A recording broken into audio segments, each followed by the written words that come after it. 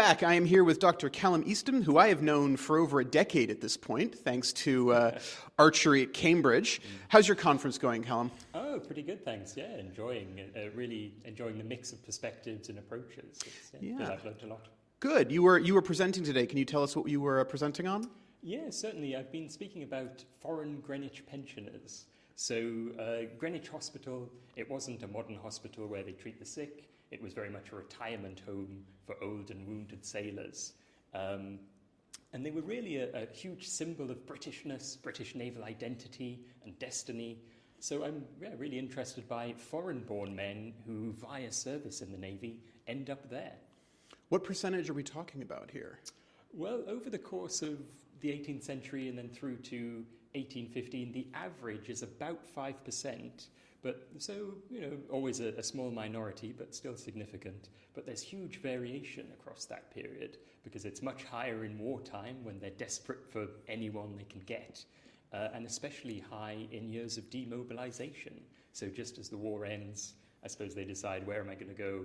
And they set a course for Greenwich. That's fair, and that's fascinating. Yeah, so you've got this. You have this almost.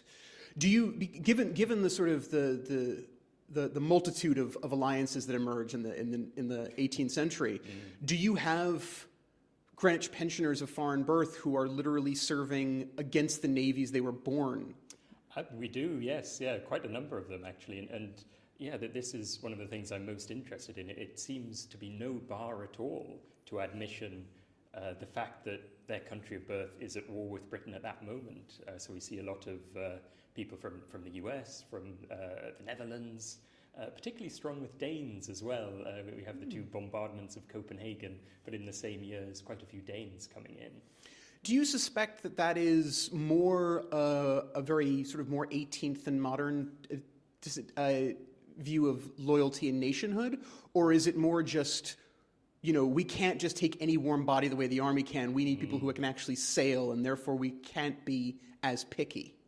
Yes, I certainly think that's how they end up in the Navy. A huge scramble for, as you say, able seamen, people who know what they're doing. In terms of ending up in Greenwich, though, I think it's quite a contractual approach because the hospital is funded by compulsory deductions from sailors' wages every single month. It's a kind of proto-national insurance. And so the fact that they're contributing all the way through their naval career, they kind of have a moral justification, a moral right to this care as much as British-born sailors. And looking at the statistics, I find that the foreigners admitted have a very, very similar profile in terms of the number of years they served in the Navy and their age when they enter, and also whether or not they were wounded in the naval service. So they seemed pragmatically willing to look beyond nationality of birth. So this is very much sort of outside of nationality.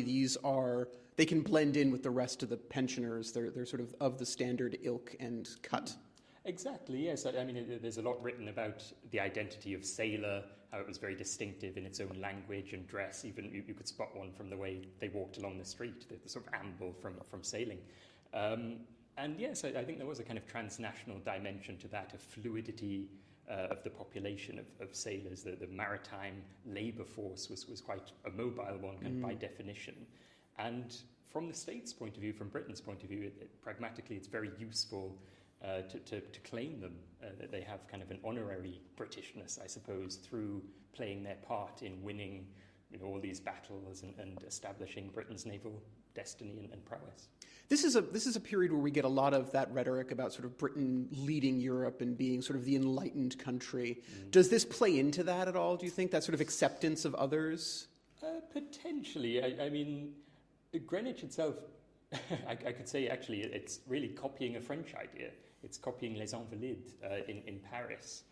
So perhaps there's an aspiration there, certainly to compete with France. And I know obviously Napoleon's armies were a hugely international affair. So perhaps there was an element of competition there.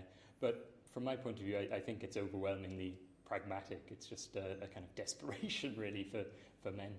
Fair enough, yeah. And anything you've encountered here so far that's gonna, you have to rush home immediately to change a paragraph or changing ideas or? I received some great questions. frustratingly, mainly things I haven't thought of or looked at yet. So yeah, certainly a lot more to do. Yeah, I had a great question on. I showed an interesting table of the countries of origin of men admitted over time, and there were none admitted from Guinea after 1803 onwards.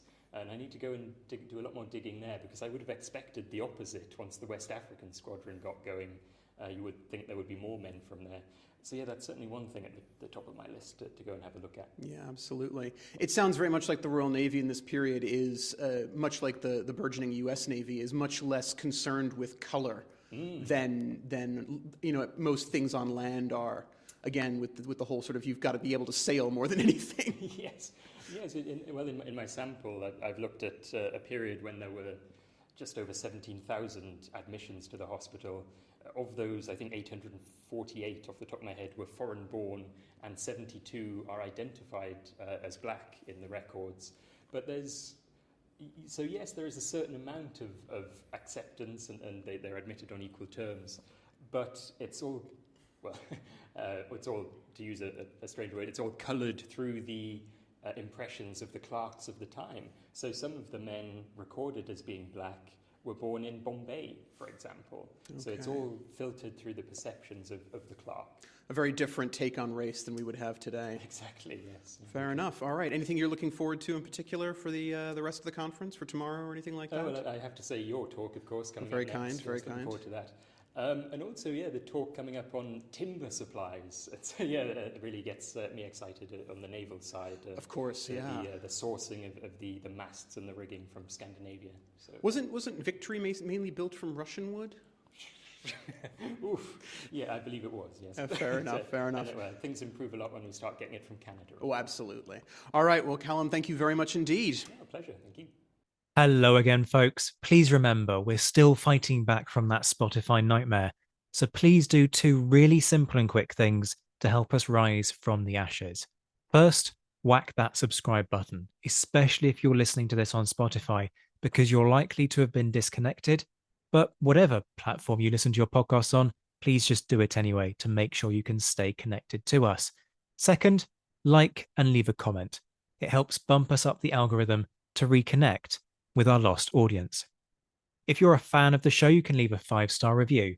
Go on, you know you want to. And did you know that you can now join a mailing list to get regular updates on all the news about newly released episodes, meetups for patrons, new lines of merch that have dropped, and all the hot gossip about what's coming soon?